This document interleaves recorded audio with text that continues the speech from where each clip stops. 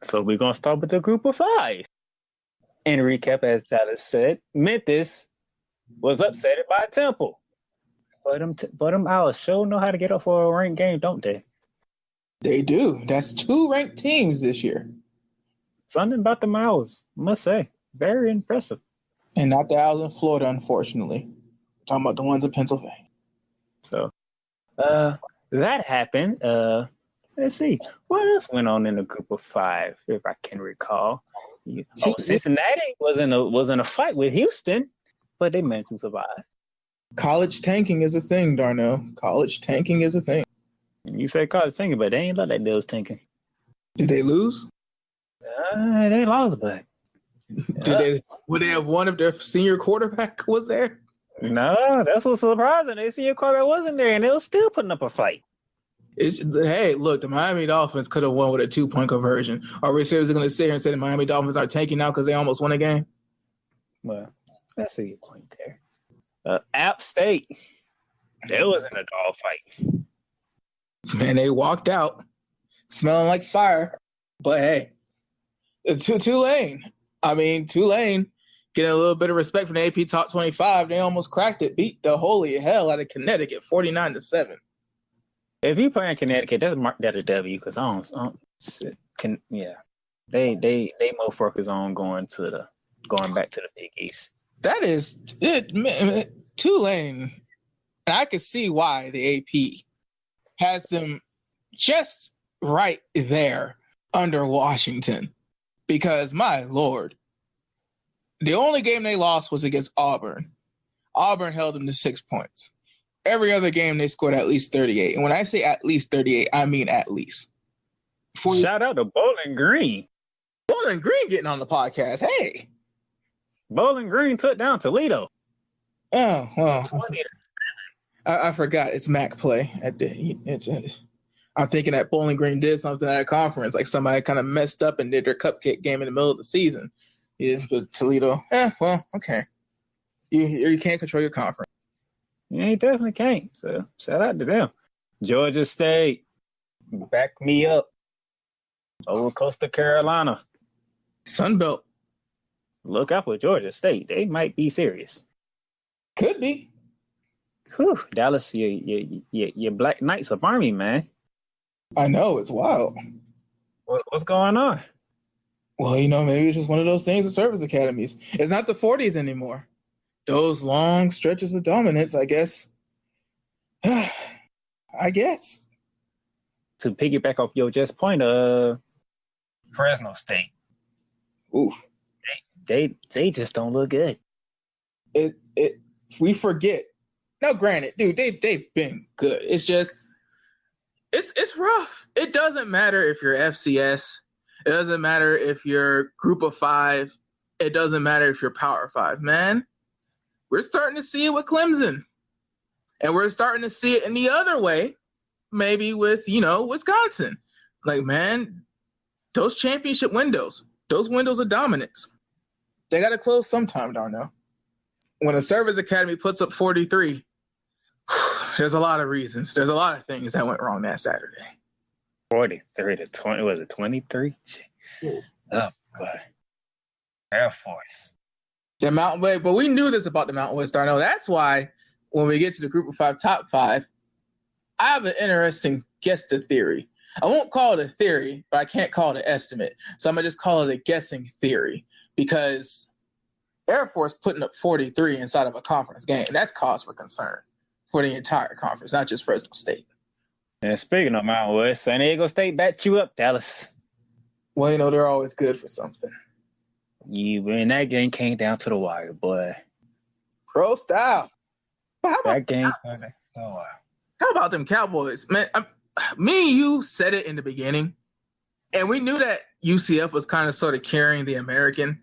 But, dude, like, the Mountain West is something serious. Like, Hawaii opened up how they opened up, but, dude, the Mountain West is something serious. These are the games they're having against each other. These are the upsets they're having against each other. This is how they beating up on each other.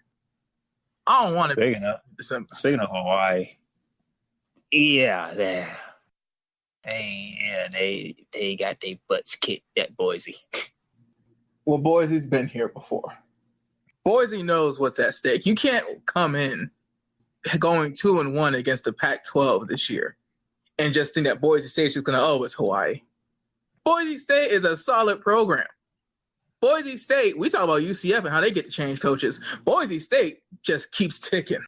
They lose quarterbacks that become offensive coordinators. They lose head coaches that go to Washington. They just find a way to keep going and going and going and going and going. So are we really surprised that Boise State was prepared? I mean, Hawaii put up 37. Some of that was probably in garbage time.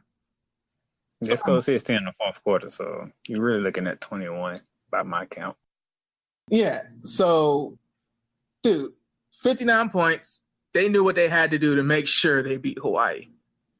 This Boise State win. Right now, if the season ended today, Darnell, they'd be the Group of 5 national champions. So, rough. That's rough. But it is what it is, you know. Interesting matchups, good ones. We got even more interesting matchups when we pick the Group of 5. Because the games I got on the docket, Dallas, yeah, it's going to be some tough ones for you to pick, sir. Oh, well, I mean, they're getting tougher and tougher the more we get into conference play because the way that the Group of 5 started the non-conference schedule this year, good Lord. I mean, we actually have a lot of one-loss teams that are pretty good. It's just we only have 5 spots. You want to do the top 5 now, or you want to do it right before we pick the game? So coming in at number 5, and I have reasons because the fan base of Tulane is going to be upset. Hey, we were 55 votes. We could have been 25th if Washington wasn't Washington. I understand this, but Temple at 5-1 has the same record as you, but they've beaten 2 Power 5 teams, just beat a ranked team in Memphis, and they're going to play SMU this week. Temple right now has a stronger schedule than Tulane did, and they got some better wins than Tulane did. You can't beat 2 ranked wins, a Power 5 win, then the potential, Darnell, the potential to have a 3rd ranked win. In the same week where you guys both were listed in the receiving votes category. Now this week, Tulane, and I know we can't rank for the future, but this week Tulane plays Memphis. They're going to play Memphis in a rebound game. They're going to play Memphis a week after Memphis doesn't see that number in front of their name on the left side anymore. That's going to make Memphis feel some type of way. Tulane could win. Tulane might not win. But Temple might feel some type of way too, Darnell, because they don't have a number to the left. Now, however, the 24th team in the country who didn't have a number to the left of their name, but, stuff happens, Appalachian State. Appalachian State coming out of the Sun Belt. Can you stop all right there for a minute? I am sick and tired of this AP committee. Just back and forth. It's ranked. The next week they're not ranked, and all of a sudden you realize, we should have kept them ranked. Then you working right back. Oh, but Darnell, you just wait because I have a question before we get into the games. But just that's what I'm trying, get on the pony a little bit. But Appalachian State, I don't know why they're 24th. They're undefeated. There's some teams that have losses, big time losses. But we're going to keep going because Cincinnati at number 3 is ranked 21st in the poll. And can't remember their game off rip, but Cincinnati, they've been solid. They're pretty much the king killer right now. Yeah, Pitt beat UCF, a Power 5 team, did a trick play, blah, blah, blah. But we all know the context of what we're talking about. Cincinnati being a Group of 5 team that beat UCF in the rebound game. AP respects it. I respect it. Number 2, and coming in at 19, they moved up a couple spots, Darnell. The Cardiac Ponies are starting to get some respect from the newspapers. That might be a bad thing. Yeah. SMU, 6-0. Southern Methodist, Dallas, Texas. Somebody's got to be a winner in that city. Why not them old church boys? And number 1, probably won't be dethroned until late in the season. Catch the hints, Darnell. Boise State currently ranked 14th in the country at 6-0. Darnell, Cincinnati is probably going to lose another game. Hell, Temple could lose a game this week to SMU. Hell, SMU could lose a game this week to Temple. But in the Sun Belt, Appalachian State only has one more real test in front of them. Appalachian State has been a very strong team in the Sun Belt. So I don't really have any doubt in my mind that this is the year that Appalachian State might run the conference table. However, they play South Carolina late in the season. If Appalachian State were to beat South Carolina and run the table in their conference, and Boise State loses a game, SMU loses a game this week, they start going down at Cincinnati in the American Conference. At Cincinnati in the American Conference, there is a chance that Appalachian State, after all of this, could be the highest ranked team in the Group 5, isn't there, Darnell? Well, that's a lot that you put out there, sir. But I'm going to say, because when I get to these Group of 5 games, y'all going to see why Dallas said what he said. I have no arguments with that list. Not whatsoever. Temple beat USC when they was ranked 21st. Oh, Maryland. Syracuse. After Maryland beat the brace off Syracuse. They literally switched spots. Who was ranked 21st at the time. They beat Georgia Tech, which is like the part of the. I mean, they technically shut out Georgia Tech. They only scored safe. And they did what they did last week to Memphis, who was ranked 23rd. I can't argue with that. Temple, Appalachian State, Cincinnati, SMU, and Boise State. Your top 5. Going into week 8. Now we get to the Power. Go ahead and get out of the way. A valiant effort. Walked in there, wasn't intimidated, came to play. But at the end, Dallas was my main concern about last week. What was it your main concern about last week? Is Death Valley in prime time. And the funny thing is we didn't want to in the atmosphere that broke the game for LSU. Dallas, I have 2 plays that turned the game into LSU favor. Just 2. 2 plays. Now, if you notice, we went into halftime tied, and Florida got the ball first, right? Went down the field and scored, finally took the lead. LSU has to play behind us now, right? They come down, they score, tie game again. The very next play from scrimmage. Dump off pass, the little Michael P. Ryan takes off for a 29-yard gain. There was some yellow in the backfield. What? You know what that means, right? Holding on the offense. So not only did you rifle away a 29-yard, but now you are starting your drive inside your own. Real quick, because I know this is personal to you. You're just doing a narrative right now. You're getting 1 of the 2 plays. No, that's the first one. Darnell. The holding call. I know you want to be a basketball guy. I know you want to, do all these things, but let's be credible here. Speak for ourselves. Oh, I am being credible because if you thought about it, if you watched the whole game, Florida never was behind the chains the whole entire time. Holding call happened. Darnell, this holding on LSU got off. You just so happened to called on that play. You mean it's a holding call? A holding call. You're a top 10 team in the country. A holding call is one of the 2 game-changing plays that lost you the game. You watched the entire game, and you mean to tell me that a holding call. So what was the other play? The other one is LSU took the lead because they got the ball. Good field percentage. They took the lead. Florida driving. They're in the red zone. Opportunity to get some points on the board. Cal tries those an interception in the red zone.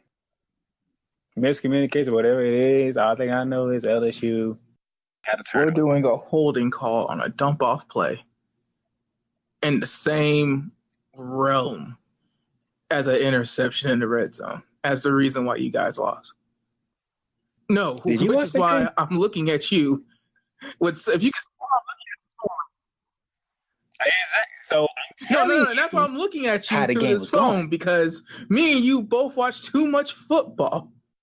The people listening to this podcast and voting on Facebook watch too much football for you to sit here as a known on the record Florida fan and to sit here and tell me that in a football game between 2 top 10 teams, you're going to say holding in the SEC is the reason why. 1 of the 2 reasons why. Not 1 of the 5, not 1 of the 3, not 1 of the 6, one of the two. It wasn't the fact that you came in with a quarterback that was kind of hurt, wasn't play calling, wasn't situation, wasn't we could even say referees in LSU's pocket because they were at home. Joe Burrow having a great time, your defense being down 2 defensive ends, the back end not playing up the standard. No, you're going to say a holding call. That tells you how much the refs let these guys play. It wasn't a lot of flags in this game. And this type of game, every little mistake, every little thing that can go against you is big. That was a big one. Because now we're inside the 10-yard line of our own goal pole. And I just told you what happened. The defensive line started to get off. Because 2 sacks in a row happened after that. So I mean, okay, so the offensive line gets a holding penalty. And the offensive line, who was in the same meeting rooms the entire week with each other, who had the same install in the same classrooms as the rest of the team, holding penalty, allowed 2 straight sacks, but the holding call, not the offensive line, just completely botching the scenario and the situation. Because the holding penalty is one thing, but you running out of your damn head. I'm not. See, I think you're misconstruing me saying a holding call. What I'm saying is being called for holding. I ain't say it was not holding. I said being called for that. Darn, that doesn't make it any better. What I'm telling you is, look, holding penalty, SEC, offensive line, just dude, you telling me that, okay, you got to hold a penalty. Okay, cool. You're punting because you're inside the 10. You're punting. It's a close game, top 10 SEC night game. You're punting. That's okay. Allowing 2 sacks after you just got called for holding. You don't want to go there? The flag that backed you up a little bit, but you're going to punt anyway and get good field position. No, you want to just completely omit. You want to do because this happened. Like those 2 sacks weren't going to happen? No, because you forgot what I said at the beginning of it. I love Michael Pirine on the play when No, I understand. I do. Yards. But you mean to tell me that the way you say this game is going, that the way LSU's defensive lines have always been, that after a dump off for 29 yards, you mean to tell me that nowhere in that drive, the offensive line that allows 2 straight sacks, knowing that they're backed up in the end zone, isn't going to allow a sack? Isn't going to hold in a different play? That's the way the game went. I know what I saw. When you in control, the way we was, because now LSU has to follow us. Since the game was tied and we got ball to start the second half. They had to answer us, so now it's our turn to get to take back the lead. First play, 29-yard game, negated because of a holding call. But what's that to do with the 2 sacks allowed after that? Yeah, first and 20 at your, I want to say, but the 8-yard line. Okay, there's like 3 ways you could play defense on first and 20. One way is the way that you're saying that they ended up playing it, which is aggressively rushing. Now, did they just rush 4 or did they send a blitz? Oh, that means your offensive line is just trash. No, they rushed 4. Okay, so they rushed 4 and kept 7 back. That's ideally the way you want to play it because you're playing to protect the sticks. You're basically playing a very aggressive form of prevent because you're not going all the way back to the end zone. The fact that their 4 just completely manhandled your 5 has nothing to do with a holding call, don't you? They played it one of the most conservative ways you could play it. They sent 7 back. What?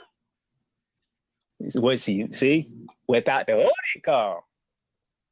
Darnell, they played as conservative as they could. They sent the 4 that has their hands down every play. The same 4 that would have came every other play. Look, I'm not even saying, look, if you told me Trask throws an interception, we get a holding call, then 2 straight sacks happen, and our offensive line botched the drive, I get you. I'm with it. But you want to say the holding call, omit the offensive line completely botching the drive, and act like the holding call is the reason why your offensive line allowed 2 straight sacks when all LSU did was send their base 4. I say the holding call is the start of it. Because if you don't get called for holding with that 29-yard game, are you gonna call the same play? So what? Are you So going you're to saying that the change your play game call plan? that you called at first and 20, instead of getting a little bit of yards, throwing another dump off, Kyle Trask waited too long trying to find a deep route? You're saying that because it was first and 20, they called the deep route and he was back too long? And he ain't waiting too long. So, okay. He didn't So have what, time. he didn't have time to find a dump off or find time to find a deep route and get some yards?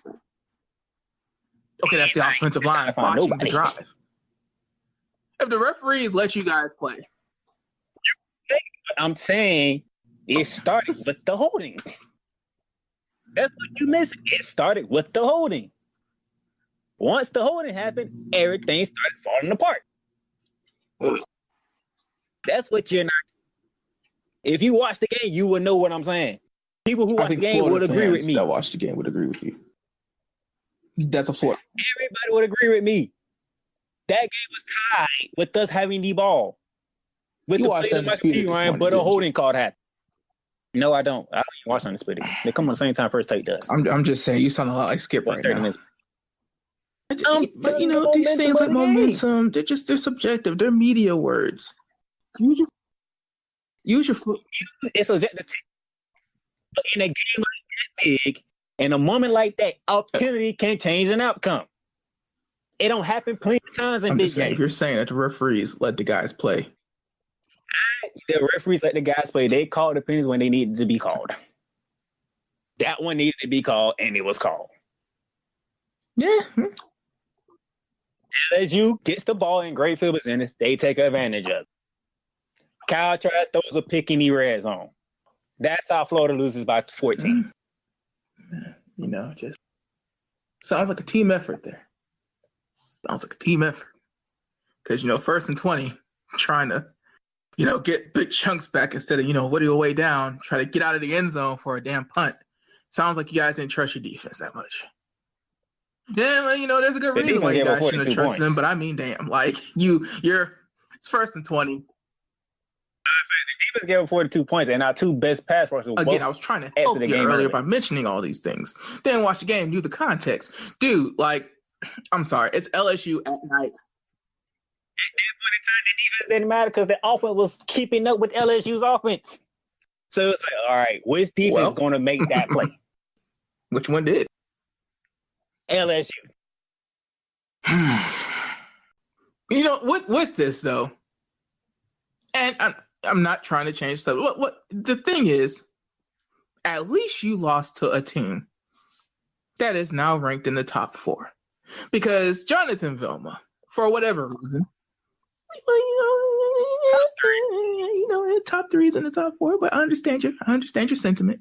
Jonathan Vilma believes that after losing to an unranked South Carolina, Georgia still controls their destiny.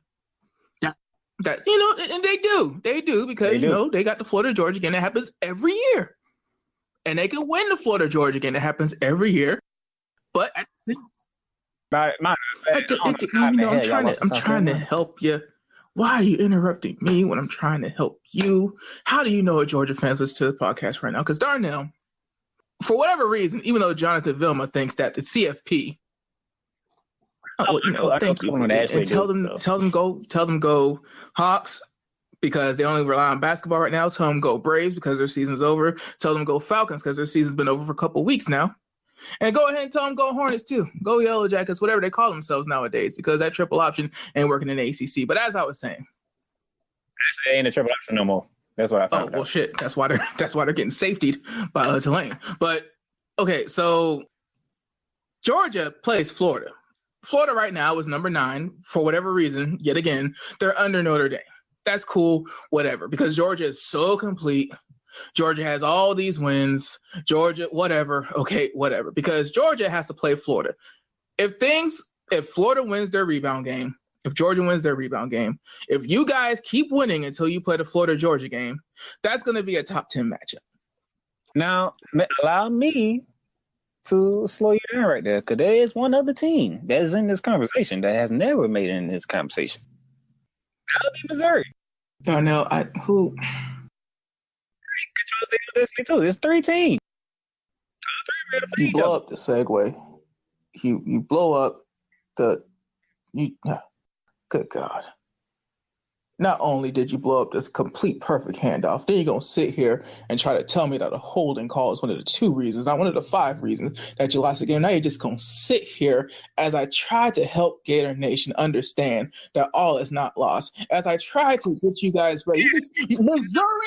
Missouri. Yes, Missouri. The same Missouri team that has Kelly You're Bryant. going to cut me off like 5 top 4 Missouri. You sleeping on Missouri. You. Go ahead. You go ahead. Tell me about Oregon, too.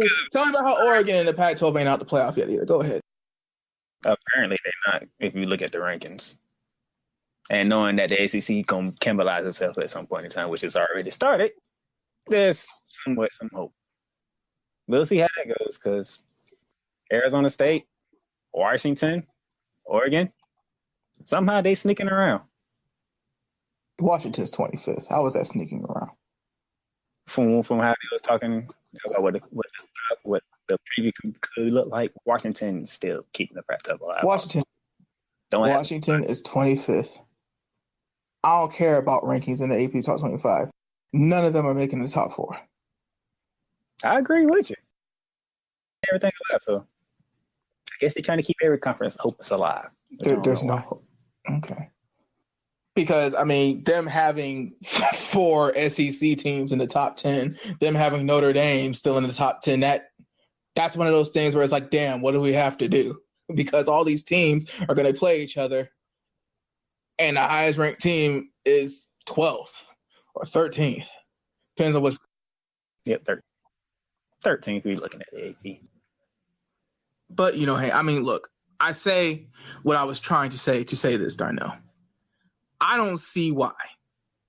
With Georgia looking kind of pedestrian right now, with Georgia always having the number 1 recruiting class, with Georgia always getting postseason love in the college football playoff era, I don't see why, after losing to a team in the top 3, you guys don't handle your business, rebound, figure it out, get an upset, if you want to call it an upset, in the Florida-Georgia game, and play in the SEC championship game. Now, if you beat LSU in the rematch or beat Alabama, that's another thing. But who's to say that Georgia is?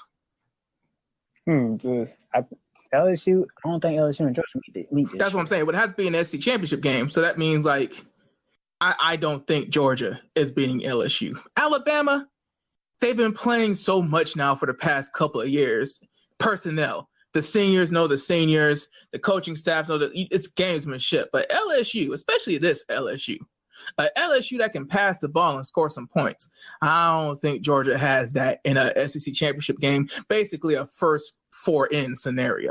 It's basically like the basketball tournament. The SEC championship game is basically a playoff game. I don't think Georgia's really for it. Up the SEC talk, well, I guess they finally gonna do what you've been telling them to do for the longest, because Alabama rolled all over Texas A&M. Drove past them boys. So guess who's not ranked anymore? Thank God. Number 2 team in the country, they did what they supposed to do to Florida State. We already talked about the 3rd team who got upset about South Carolina, and I still don't know how the hell that happened. And yet they're still. This is bothering me so much. That is still right in the top 10. They dropped 7 spots. I mean, is dropping 7 spots enough, or is the fact that the 7th spot kept them in the top 10? Is it the 7th spot kept them in the top 10? Because right now, Georgia, Florida, LSU, Alabama, that's 4. Clemson is still firmly in the top 3. But right now we have 1, 2, 3, 4, 5, 6, 7 teams. We have 7 teams in the top 10 that are undefeated. Clemson is still firmly 3rd. Now, Oklahoma made the playoff last year. Penn State had a season where they won the Big Ten, didn't get into the playoff. Ohio State's look like the number 1 team in the country. I just don't understand why LSU just doing what LSU is doing. They have to do everything that they've done and have the wins that they've had to get in the conversation. Georgia had to lose to an unranked team in the SEC East to get moved out. Like, what is the criteria for Clemson right now? Because yes, they're undefeated. Yes, they're defending national champion. But it's like, dude, bro, like, you have a bunch of undefeated teams here, and everybody's jostling. Is it going to be a situation where Clemson gets moved down to 4 because they can't keep denying Ohio State or, God forbid, Wisconsin. If Wisconsin keeps winning, is this just going to basically be a first-round bye sort of thing because you're the defending national champion? And even though you're playing in a garbage conference right now, we can't really move you down until you lose? It's the old Notre Dame rule? Like, what is this? Oklahoma and Jalen Hurts beat Texas. That win, the Heisman is an individual award right now. If it was a team award, Tua would probably be winning it, but it's an individual award. Winning the Red River rivalry. Basically, Jalen Hurts is to lose now. Don't know why the Twitter polls and all of that aren't really reflecting it right now, but if they were going to New York today, if it's not Jalen Hurts, that's robbery, and that's supreme bias, because this is basically college football's MVP. MVP goes to quarterbacks. Okay, great. Tua, Jalen Hurts, both quarterbacks. But, bro. Why did Wisconsin shut out Michigan State? And in fact, the funny thing is Jonathan Taylor only had 80 yards of rushing. That's a sad day when you shut down a Heisman candidate at running back and still get shut out. Darnell, the old school smash mouth formula of football is very simple. You run the ball and you also play defense. Wisconsin's defenses, they a problem. That's their fourth shutout in this season. Are a problem. And what's the best way to stop a high-flying team like Ohio State from blowing you the hell out? Keep their ass off the field. Jonathan Taylor doesn't have to go off for one time. Do me a favor. Find out when them two play each other. It should be coming up pretty soon. Let's see. Wisconsin football. Notre Dame escaped rival USC by 3. Oh. Penn State took care of Iowa. Mm-hmm. You know, that happened. The Herman Networks. Good old Herman. State. Oh, Louisville. Louisville took down one of the unbeaten teams that was left. Which one? Oh, you hate to see it. Oh, you hate to see it. Wake Forest. What? Imposter syndrome's real, Darnell. It gets to you eventually. But to answer your question, because Ohio State, let's be honest, I don't know who they play this week, but they're probably going to beat them. Wisconsin plays Illinois. Again, due to Wisconsin's style of play, you got to be very disciplined. You got to do your job because it ain't pretty, it ain't sexy, but it's effective. They're probably going to beat Illinois. They're probably going to beat Illinois by a sizable margin. The 6 versus 4 matchup, if the rankings stay the way they are, happens October 26th at noon. Now, they have a couple of weeks. ABC and ESPN and Fox, they all have business decisions to make because if you want that game to stay at noon, okay. Oh, if that game's at noon, that's definitely Fox. Yeah, and Fox, hey, they probably, I don't know if they knew at the time that game was going to be as big, but that's a nice check coming. So not that long, Darnell. Wisconsin basically has a tune-up game. A nice game to impress some people. So we're talking not this week, but the following week, Wisconsin, Ohio State. Baylor stayed unbeaten. Good for them. And a low-scoring game, and I'm sitting here was like, I cannot believe this. It happens every once in a while. A 2020 tie at the end of regulation. Mm. And then Baylor wins 33-13. 33-30. So the over was 10-13. So Texas's only losses are to a top 10 LSU team at the time, and I believe a top 10 Oklahoma team at the time. Do you have any problem with them being ranked 15th right now? I think right now they're only 2-loss team in Washington, but they're 25th. No. So they ain't like they got blown up. Like both games was like right there. Just a little one play, another play going the other way, and we could be having a different discussion on either game. Even though Baylor is doing a little something, I'm pretty nope, because the AP doesn't mean anything when it comes to the Big 12. I think right now the Big 12 championship game is Baylor Oklahoma, ain't it? As of right now, yeah. Oosh, isn't it? Now that's gonna be awkward because Baylor's unbeaten, which means they unbeaten in conference, and Oklahoma's unbeaten, which means they're beaten. That is awkward as hell. Now, granted, it's week 8. We still have, next week should be the first CFP rankings. Maybe the CFP committee will understand that, oh, hey, the way the Big 12 works, blah, blah, blah. But That is something to keep track of if anybody gives a damn. Because the Big 12, unlike the Pac-12, does have a shot to make the playoff this year. Well, we'll see how that goes. Minnesota's still unbeaten. Scott Frost, like, ever since y'all got torn up by Ohio State, y'all haven't gotten it together, have y'all? God damn. And here's the crazy thing. You can make whatever excuse you want to make, the group of five, less competition. Hey, Scott Frost is not the only coach to have struggled at Nebraska in the modern era. It's not the Kansas job, Darnell. It's not that, because I think Nebraska's honestly a quarterback away.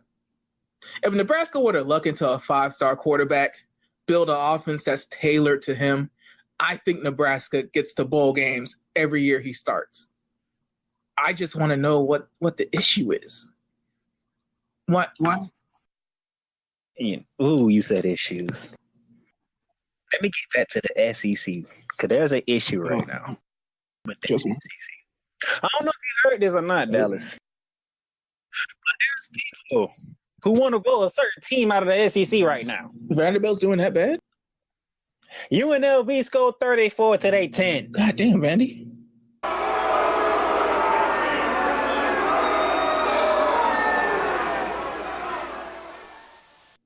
Why is Vandy in the SEC? No.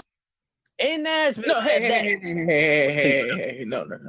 There is a sport that Vanderbilt is good at. There has to be. They have to be. No. Okay, even though this is ridiculous and asinine, I do know that they're one of the best baseball teams in the country. There has to be something that Vanderbilt contributes to the SEC. It's baseball. Okay, that's one. Maybe it's track. Maybe their swim team is good. Football is one sport of the many. We have to remember that the SEC governs a lot of different sports. But as far as football goes, that is a valid question. That is valid. But, I mean, let's be fair, though, Darnell. How long did we have to wait for Kentucky's season last year? Did Kentucky ever lose to UNLV? Oh, Darnell, don't be facetious. Because if we go down the list of Kentucky losses and Vanderbilt losses, they make the SEC look bad in the bowl season. They make the SEC look bad in the preseason. They make the SEC look bad in week 0. They make the SEC look bad in week 1. People schedule Vanderbilt and Kentucky. You know what? Might be our topic for next week's episode. Do they play next week? I don't know. Actually, they are division. Hold on. Well, what? Keep talking. I'm gonna look. I'm gonna see if they play this year. Oh man, UNLV put up 30. Derek Mason, what are you doing? See, James Franklin was doing okay. Is this a thing where it's just like it's time for Derek Mason to go? Like, because see, they play number 22 Missouri next week, so it's not going up. Okay, they do play this year, Kentucky and Vanderbilt. They play November 16th. So that gives us plenty of time to figure out the gist. I don't think this is college football suck bowl, but it damn sure is the SEC's. Wait, no. Vanderbilt and Tennessee play the 30th. That might be the suck bowl. Oh, God. Oh, wow. Somebody has to win. But we know Tennessee. Tennessee had Peyton Manning. We know Tennessee has had glory days. Kentucky and Vanderbilt in the sport of football, we might have to go back to like the 50s. So... You don't count last year? I mean, they were in the New Year's Six Bowl, right? They did. No, they weren't, but they did. I mean, come on, bro. They weren't in the New Year's Six Bowl. That's one of those things where it's like because Florida, Georgia, and Alabama had it. That's like the Texans winning the AFC South last year and getting 21, passing the sticks at home in the wild card round. It really don't mean a damn thing if you didn't even get a New Year's Six Bowl at the end of the day. What you wanted to do? You had to pick against Alabama, who made the playoffs, LSU, who played UCF, Florida, who destroyed Michigan, and Georgia, who got destroyed by Texas. You tell me as a Florida fan that has some kind of standards. Is it or is it not sad as all hell to be a team in the SEC and consider a 10-win season where you play a bowl game in early December as one of your glory days? I don't think it was early December. I think it was maybe early January. Darn no. But I see what you're trying to say, but I mean, it's almost like in the NFL, you won 10 games, but it happened to the Browns. It happened to the Browns and Eric Magini and Derek Anderson. Derek Anderson made a fucking Pro Bowl, and they didn't get to the playoff. I know exactly what you're saying. It happened. history is always doomed to repeat itself if people don't learn from their mistakes. In Kentucky, oh God, if they consider last season to be one of their glory days, if that's one of their, trophy room seasons, having a running back that got picked in like the 6th round, I think, be the star of their team. There was Josh Allen. There was that. Well, I mean, they did end up winning one of the longest losing streaks in the whole damn country. I say my point is, Darnell. I mean, well, they let Texas A&M and Missouri. Maybe they could trade. I'm just saying. See, but they gotta think who would they want? North Carolina and Virginia. No. See, now you gotta start thinking. Okay, which 2 teams would we want, and who would take our 2 teams? The one team in Florida that won the game. Oh, I thought you meant at FAMU. Okay, well, yeah. Yeah. They took down 20th ranked Virginia. Every time I see Virginia ranked, I wince because I know it's about to happen. You talk about a school where the conference is trying to figure out how can they get them offloaded from the football. It's just Virginia is always good to make a bowl. Virginia's going to win 6 games, and you're going to see those orange sabers and that orange V and that dark blue, and you're just going to be like, oh, Virginia did play this year. Virginia is one of those teams where it's like it's going to look so weird if they ever. So, look, as you can tell, a lot happened last week. You can tell by length that we talked about it.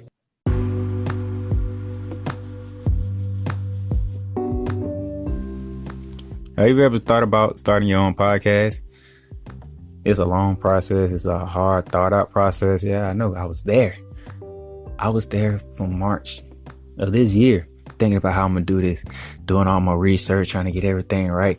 What platforms can we use and how we going to record it and how we going to make it sound good and make it all this happen. And then I came upon Anchor. The Anchor app on my phone, the easiest choice I could ever make to do a podcast. It's free to use. You don't got to pay for nothing. You can record episodes whenever you're ready. You can edit it and then you can release them when you want to. And you don't have to worry about trying to figure out how you're going to distribute it on other platforms because Anchor has partnerships with Spotify, Stitcher, Google Podcasts, Apple Podcasts, Breaker, Castbox, Pocket Cast, whatever you name it. Because the Playmakers Bar podcast is the podcast that I use. We are on all them platforms. We are on 9 platforms just by using the Anchor app. So pretty much all the questions that you have questions about doing a podcast, go to the Anchor app or go to the Anchor website, anchor.fm.com, and just search through it, ask questions. Because I tell you, a free app that does all this, there's nothing more you can ask for. I even got friends, they doing their podcast on the Anchor app. Faith Talk, you might have heard of it because it's very good. And it's great that it's an app like this, it's a website like this that makes it easier for people to do podcasts and do what they love best, talking about the things that they love to talk about. So give Anchor a try, see how much you like it. We'll love to hear your podcast.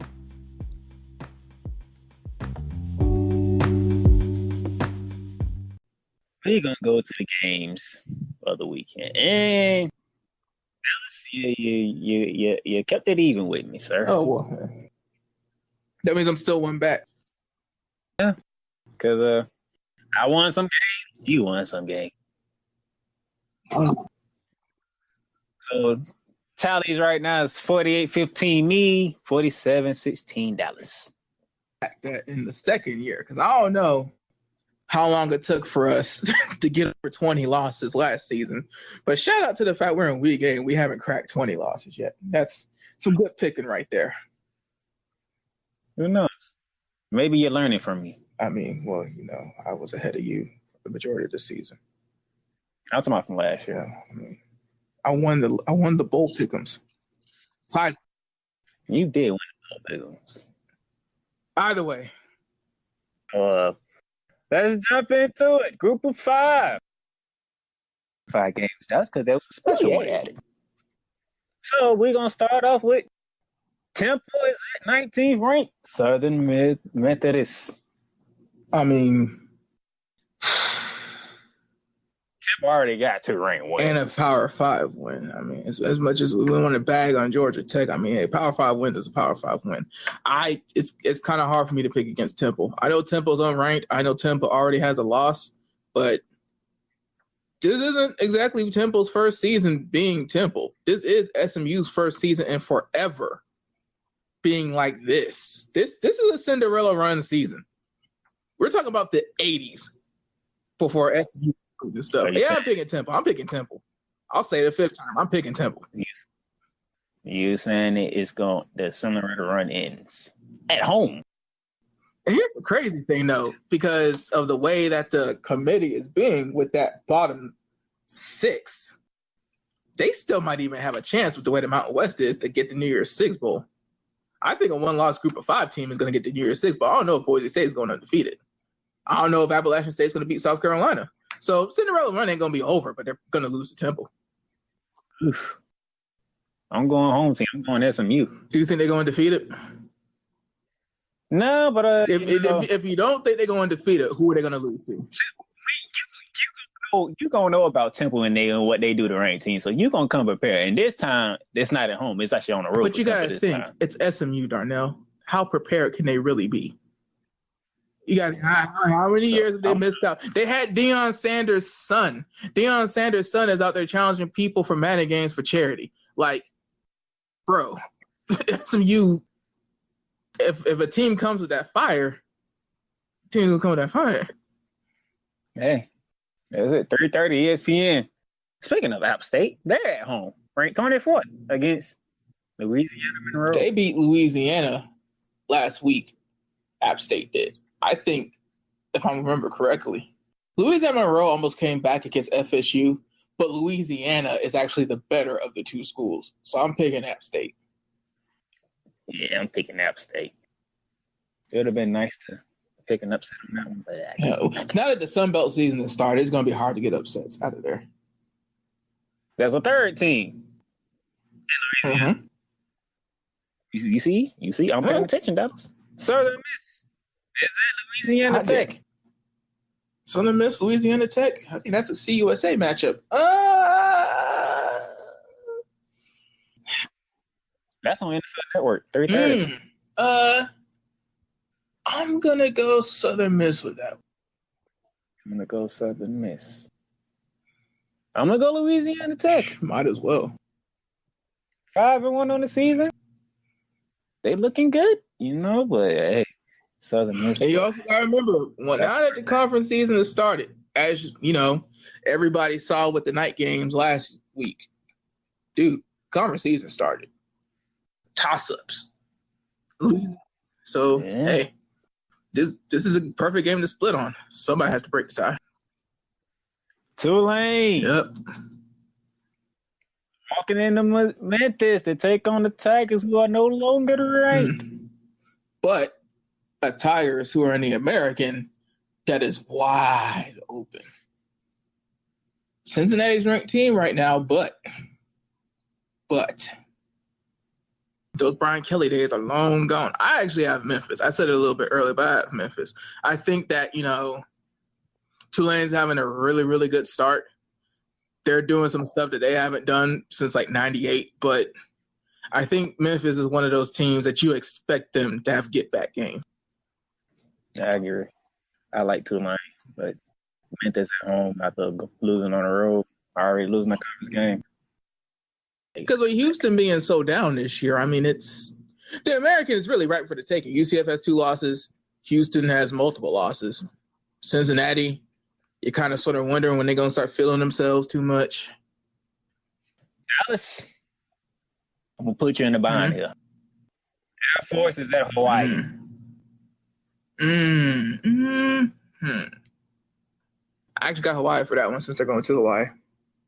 Granted, these are Air Force cadets, and that shouldn't be a thing, but the home field advantage for Hawaii is one of the best home field advantages in college football. It's not up there with Clemson and LSU at night, but that 6-hour difference gets you.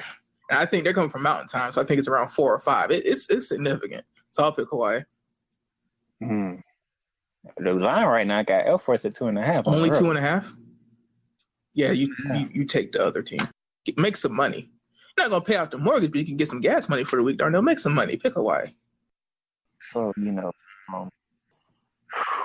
2.5 on the road ain't much. Not in college football. What they did last week to I forgot what they did it to.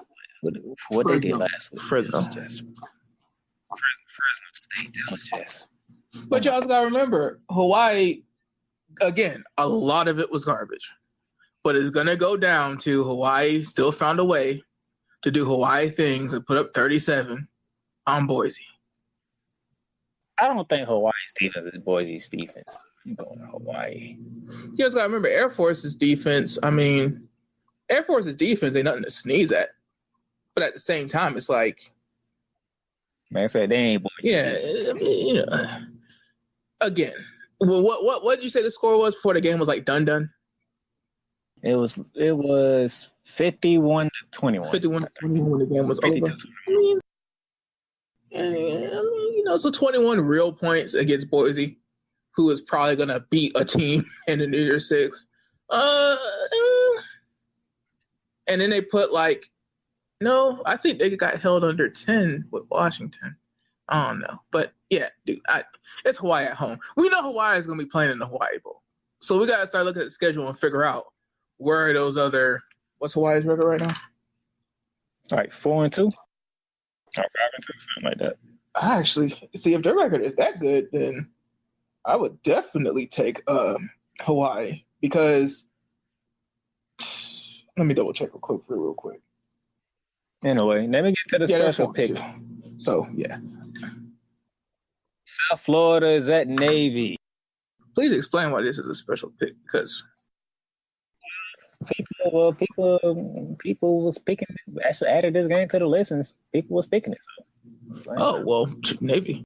I know if USF just had a pretty good win, got themselves in the win column. That's always nice for USF and whatever that program is nowadays, because I honestly don't know what that program is nowadays, but I pick Navy. You should know. No. That's why I say what I say. Don't know. You have to read between the lines. Charlie Strong being there. I was actually agreeing with you. I was just saying it plainly. Thank you. Don't know. I forget sometimes, but yeah, I don't know what the hell is going on there. I don't know why them. Who did they beat last week? Let me see. Charlie. Ever since the quarterback with Quincy Flowers left, South Florida ain't been the same. Bro, but see, Charlie Strong is supposed to be able to I don't know. BYU. Yo, they were celebrating that because we know people from Stanton Darnell, obviously, that went to USF, and all the USF people on my timeline were going crazy, and I'm like, well, what the hell happened? And they beat the Cougars, who, shout out to BYU for finally coming into the 2019, the 21st century, had their first black quarterback start a game. I have a lot of jokes, but I'll be mature. But no, I'm shout out to BYU because when we seen their schedule, they put themselves in a brutal schedule. Yeah, and there's a reason why. It's like 4-5 straight Power 5 teams they had to go through. Yeah. And dude, there's a reason why they were starting a different quarterback this year. Injuries, that tough schedule. But USF, that lets you know kind of sort of where they're at right now, Darnell. That fan base was elated to get a win over BYU.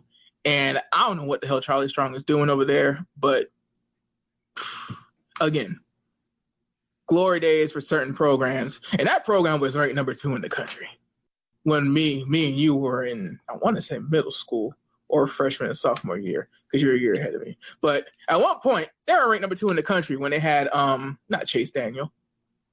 Oh, boy. They had, he was cold, too. But, yeah, so I don't know. All right, so that's the 5 games. I'm taking SMU to keep the magic going. He's taking Temple in the upset. We both going upstate to take care of Louisiana Monroe. I'm going to Louisiana Tech. He's going Southern Miss. We both going Memphis over Tulane. We both going Hawaii over Air Force, and we both taking Navy over South Florida. Hey, shout out to the academies. They're getting our votes. Yeah, shout out to the academies for playing some nice competitive football. So Power 5. Dallas, the defending champs who have been dropped to 3 now, and the Clemson Tigers, All right, Louisville, the same team that ended Wake Forest undefeated streak. Tomatoes, oranges, potatoes. That's pretty much what happens when you say these three schools in the same sentence: Wake Forest, Louisville, and Clemson. You pick Clemson. Again, if you want to pay off the mortgage, go ahead, because the way Clemson looks this season, go for it. But you pick Clemson. Pretty much. I'm going to tell you this right now, because people are trying to say Dabo Swinney was being disrespectful against Florida State. No, he was sending a message to the You beat the holy shit out of Florida State. You beat them as much as you possibly can within 60 minutes, because people are seriously trying to take you off the playoff because you almost lost a game on the road, but with a 2-point. No, you beat the entire hell out of Florida State. Stop being so emotional. He was sending a message to the rest of the country. Oh, you want to take us out the playoff because we won a game on the road by 2? Okay. Okay. 18 Baylor, unbeaten. Guess where they're at? And you know how I feel about going to this place. They are at Oklahoma State. Stillwater, Oklahoma to take on the Cowboys. Wait. Whoa. Who was playing the who? Baylor and the Baylor Bears and the Oklahoma State Cowboys. Oh. You know how I feel about teams going to Stillwater. You know how I feel about teams going to Stillwater too. And it does not look good that Baylor had a low-scoring showing last week. In fact, you know what I have to do? Keep talking, because I have to look up the quota. I have to see if anybody was able to actually shut down Oklahoma State this year. Now, let's see here. 40. Now, they did beat Texas Tech, who beat Oklahoma State. That's the week prior. So that's something they can take. Kansas State held Oklahoma State to 26. They still lost by 2 scores. But, Texas Tech. I guess I could pick Baylor. It's reasonable. Because, they're doing what they have to do offensively, but Big 12 defense is going to Big 12 defense. I guess Baylor realistically can win this game. Oklahoma State might be having a down season. Hey, I'll watch. You were talking about running backs in the Heisman race. That boy. I literally had to do a deep dive, because when I saw the numbers that he was putting up just 2 weeks ago, when I saw his season totals 2 weeks ago, I had to do a deep dive. And when I did the deep dive, I was like, holy crap, Oklahoma State's a smash mouth team this year? Yep. 4-7.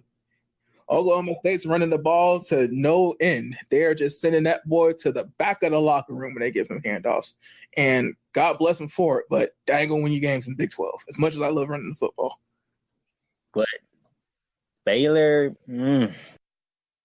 they kept Texas Tech down, and Texas Tech beat Oklahoma State. So I used to pick the upsets when you come to Oklahoma State. Oh, you going to Oklahoma State? Oh yeah, I don't like your chances. That's why. That's big coming from me. No, just gotta get you to pick the Patriots. So I have been picking the Patriots. Matter of fact, you know what? I'm going to save it for the NFL podcast. You ready for this one, Dallas? Going to the Pac-12. Your boy, the Herman Edwards, ranked 17th. But they're taking a trip to Salt Lake City in that 13th ranked Utah Utes. Herman's got these boys some respect. They're ranked 17th, so it's not like how it used to be. Both teams 5-1. It just, I feel like this is going to be a balanced, well-coached team versus a dominant defensive team. I'm taking the defense. And where is it at? Salt Lake City. Yeah, I'll pick Utah. It's just when you look at Arizona State, it's like Herman Edwards is just a really good coach.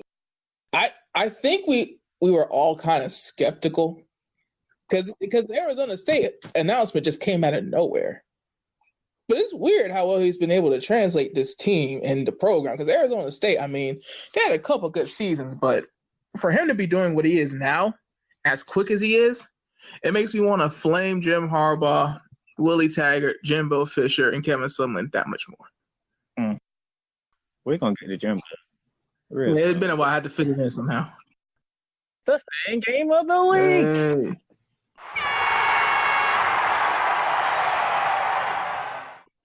Number 12, Oregon, led by Justin Herbert.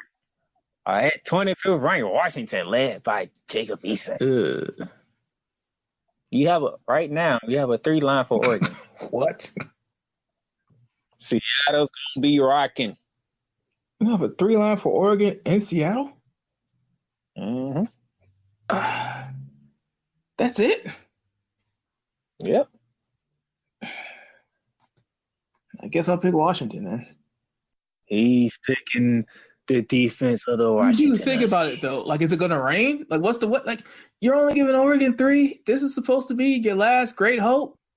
You're only give Oregon 3. You know, Vegas knows a lot more than we do when they make these lines, but come on, that's worrisome to me. That might be something we can do next year. It is something to consider because there's so many different ways to pick a game nowadays. I'm taking Oregon. Smart pick, safe pick, the straight pick that most people will make. But I mean, looking into the context of things, much as I am, that book. All right, so I'm gonna put it like this to you, Dallas. ESPN didn't do you no favor. College Game Day ain't do you no favor. But in 2 weeks' time, ladies and gentlemen, either Dallas is gonna be very pissed off, or Dallas will be laughing hysterical. Because College Game Day is in Pennsylvania for Michigan ranked 16th against Penn State ranked 7th.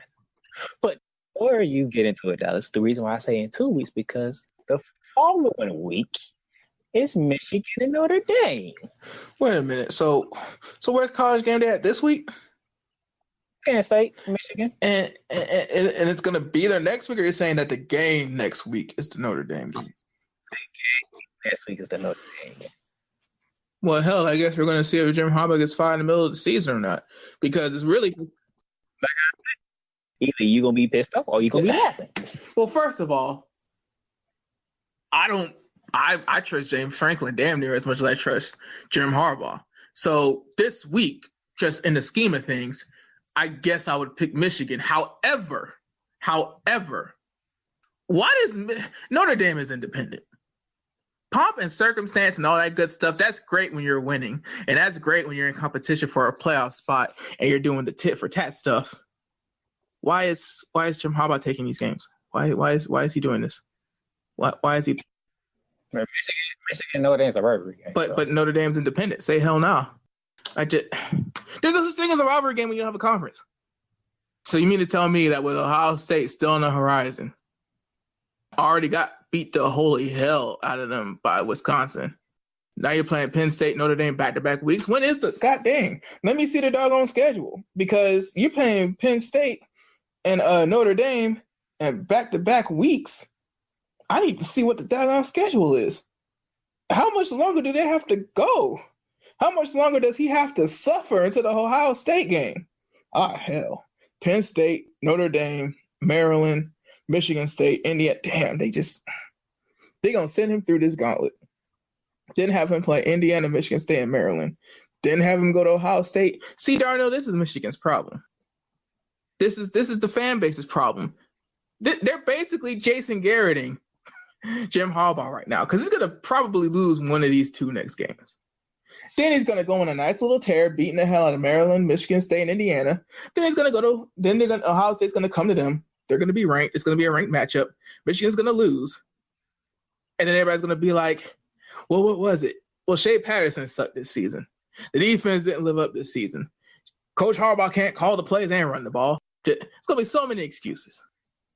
Like, you really do sound like Stephen A. Smith when it comes to Michigan. Jesus. What can go wrong will go wrong. That black cat running around Ann Arbor. Now its ass off. Wow. I was just saying, listen to you. I'm like, this is like the same thing Stephen A. saying about the Cowboys. Oh my gosh. Who are you picking, man? I'll pick Michigan this week. Oh, he's picking Michigan. I'm picking Penn State. They're doing the whiteout. It's wild. And I picked Michigan in the Big Ten. It's crazy. It's crazy because not only are you eating that pick, but I'm serious. This is how it's gonna happen. Because Darnell, seriously, we both know Michigan isn't winning the next 2 games consecutively. So are you saying that you just trust him to beat James Franklin more than Brian Kelly? Or are you saying that Michigan is actually a better team than Penn State? No. I said I'm picking Penn State. My bad. So wait, are you going to have him go over?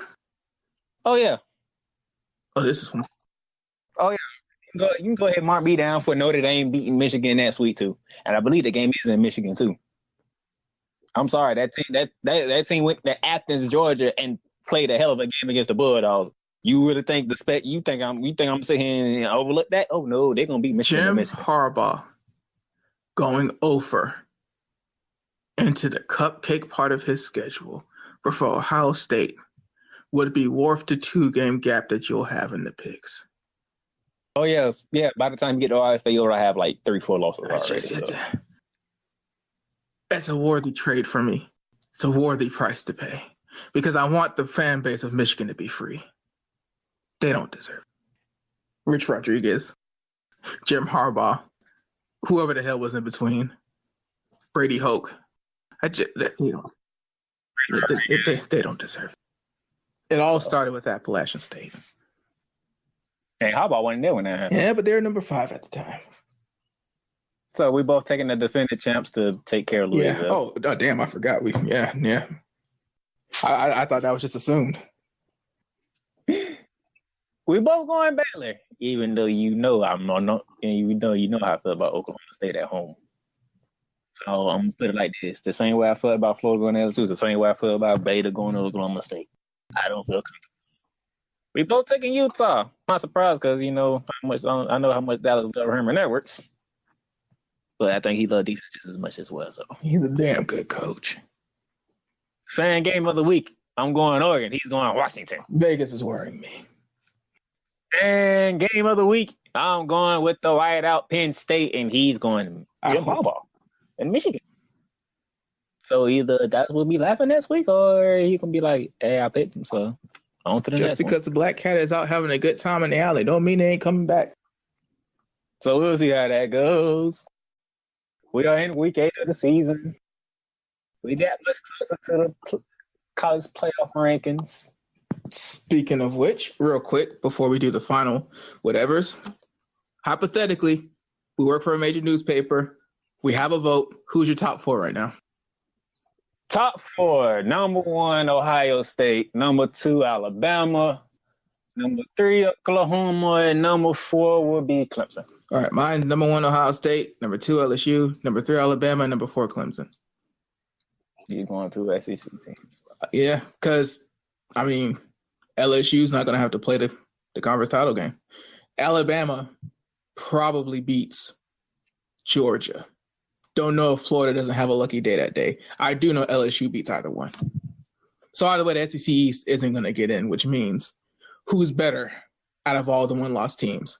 Because you look at last year's playoff and you think to yourself, you really want to put Oklahoma in again?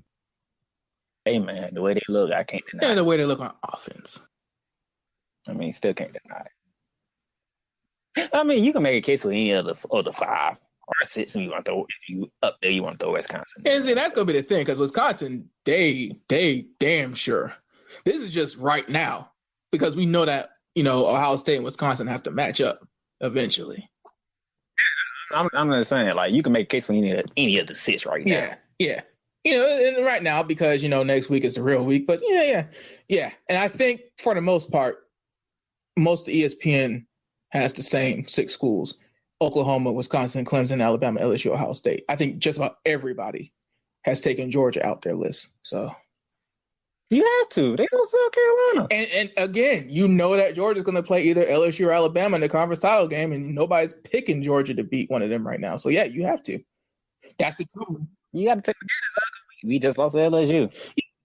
No matter how good the game was, we still lost. Yeah, and it's when you know that you have to play the number one team throughout the entirety of the AP poll season in a conference title game, it's kind of hard to get benefit of the doubt in the ranking. So, it is what it is. So, as long as you got any 4 to 6 in your college football playoffs right now, we're not going to. Yeah, you're credible. You don't be a homer. Don't be a homer. That's what the New Year's Six bowls are for. But when it comes to the top 4 in the playoff, have some decency, have some respect. So, it is what it is. So, with that being said, what are we talking about on the pro side, Darnell? I finally got a Thursday night victory. Wait, you lost every Thursday night pick this year?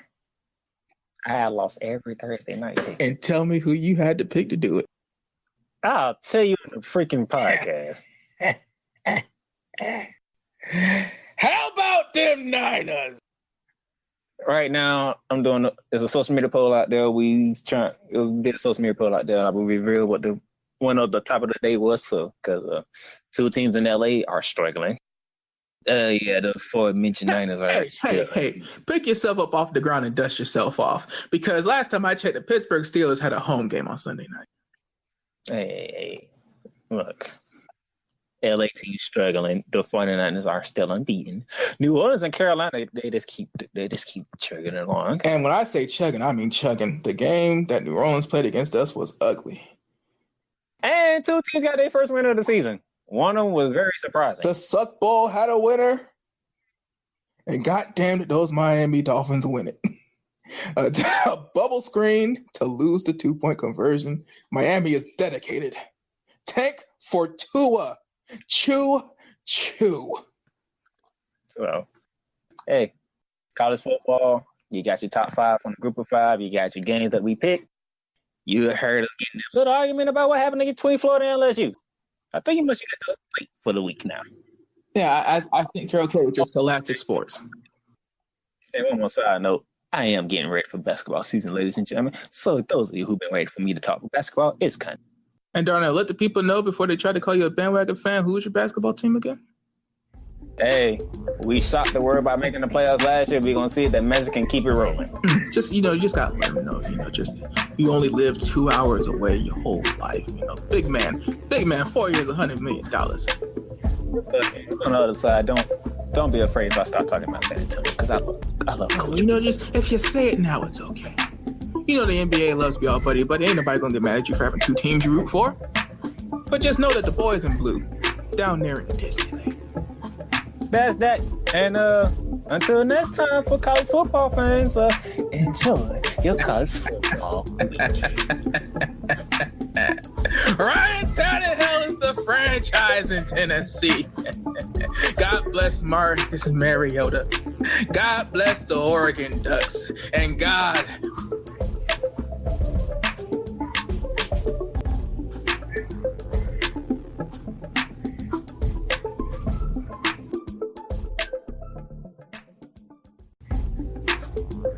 Ladies and gentlemen, welcome to our podcast, College Football Edition. I do apologize. Y'all didn't hear from us last week. That's on me. I'll take full responsibility of that. But we're back, and as always, Dallas Glenn, how you doing? Doing good, doing great. How about you? I'm doing better. Still recovering, but it is what it is. Yeah. So, today we got a lot to talk about, and we got a great slate of football coming up for Week 8, Mr. Glenn. Yeah, we're getting ever so close to the real ranking that matters. One more week if we're going by how they did it last year. So, should we start with the Group of 5, or should we start with the Power 5? Because I think we can actually go either way. Yeah, I mean, there are upsets in both categories. There were big games in both categories. I think we might as well just go bottom up. And the lowest ranked team that got upset was Memphis.